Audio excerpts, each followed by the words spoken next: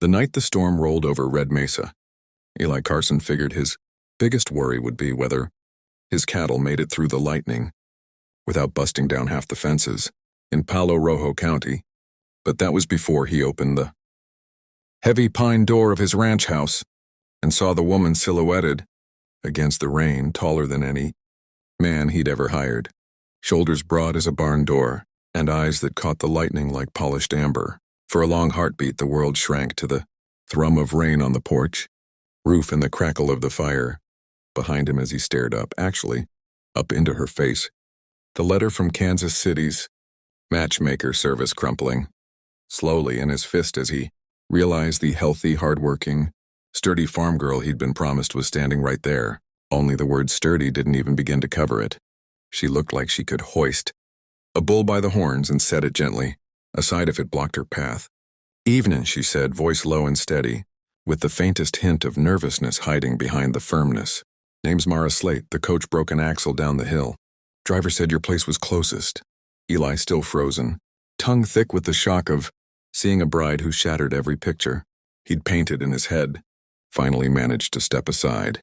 The ingrained courtesy of a man, raised by a mother who'd make him chop wood twice if he forgot his manners kicking, and even while his mind spun. He'd spent weeks imagining this moment, the gentle smile, maybe a shy woman in a pretty dress, small hands that fit neatly into his large palms when the preacher came, someone soft and quiet to fill the echoing halls of the Carson Ranch.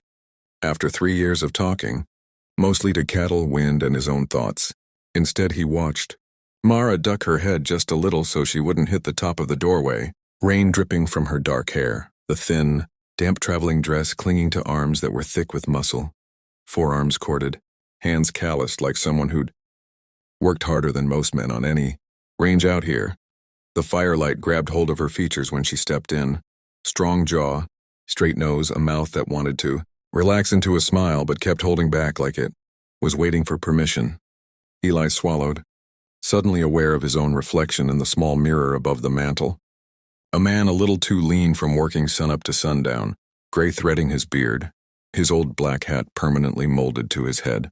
Not the boy he'd been when he rode out of Missouri full of dreams and dust. "Mara," he said, finally remembering the name written in the letter. He hadn't had the courage to answer properly, only sending payment in a scrawled, practical note. "Need a wife who can work. No fuss, no drama. I'm Eli Carson.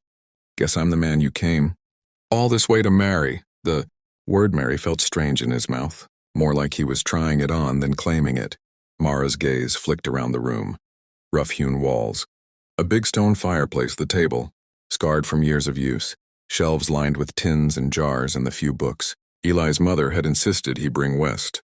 Her eyes lingered on a small framed picture on the mantel. A younger Eli standing between his parents, the last photo taken before he rode out to chase a future in a land he barely understood. "You didn't seem much for describing yourself in your letters," Mara said carefully. "I figured maybe you didn't write much, or didn't have time." She glanced down at herself, then back up at him. "I reckon I'm not what you expected." The words hung between them, heavy and sharp as a cleaver. Eli opened his mouth, prepared to say something about how she looked strong, how that was good for ranch work. But the truth was, no, she wasn't what he expected. And the more he stared, the more his old fears crept up. The snickers from neighboring ranchers, the sideways remarks at the general store if he walked in with a wife who stood head and shoulders above most men and looked like she could knock them flat with one swing. Tradition out here was as stiff as dry mesquite. Men married small. Polite women who looked ladylike kept their hands soft, and their voices quieter than the men's. That was just how things were done. Eli had built his whole life on doing things the way folks before him had done them. Same cattle drives, same church pew, same old rituals. Mara just waited, shoulders squared, as if she'd been through this before, as if she'd felt men's eyes crawl all over her, and turn skittish when they realized she didn't fit the script they'd written in their minds. "You want me to turn back?" she asked. Not with anger, but with resignation, like she'd already packed that answer in her saddlebags, ready to carry it down the road. Something twisted in Eli's chest. He thought about the letter he'd gotten from the matchmaker, the one that mentioned a woman larger than usual, strong from farm labor, perhaps unsuited to city life but ideal for rugged conditions.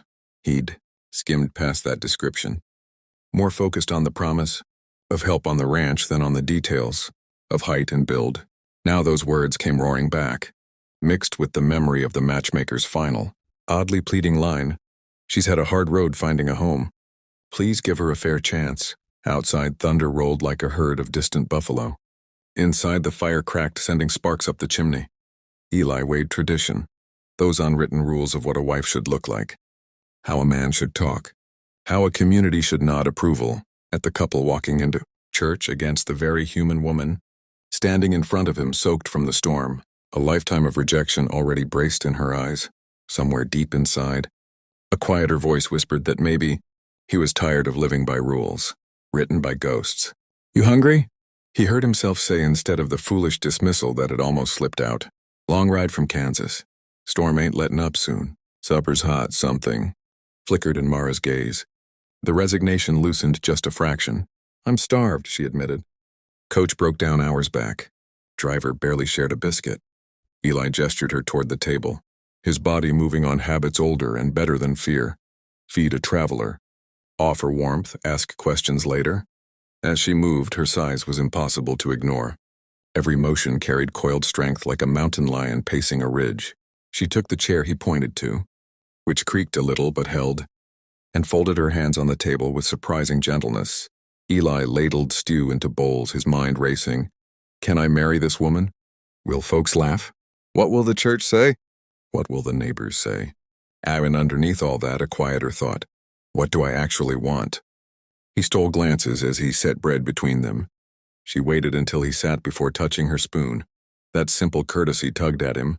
Proof she knew manners as well as any saloon belle. "So," she said after a few bites, warmth returning to her cheeks thanks to the stew and fire.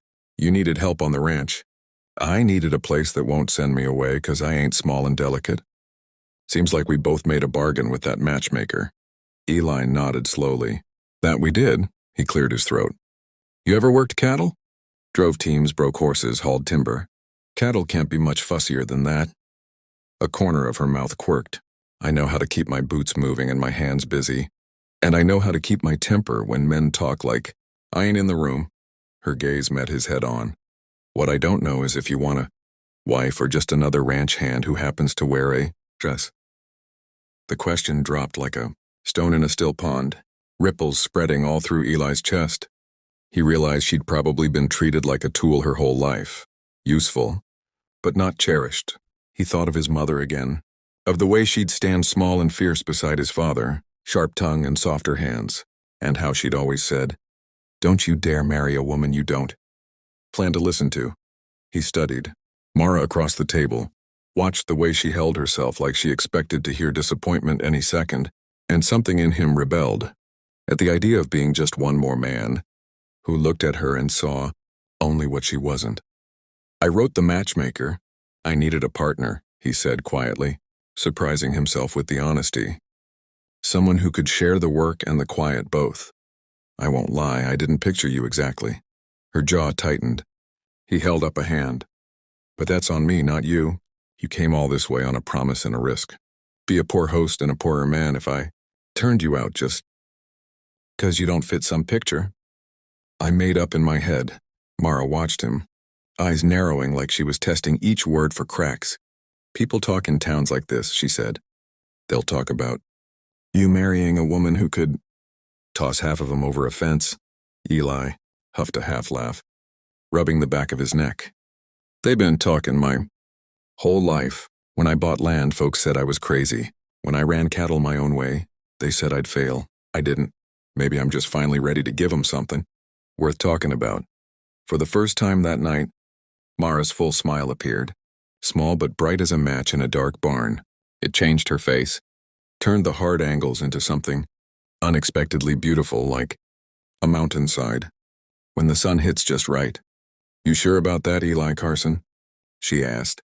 "Only thing I'm sure of is this stew's getting cold," he replied, dodging the direct answer, but knowing the question would come back around. He looked past her to the rain streaking down the window, to the shadowed barn outside.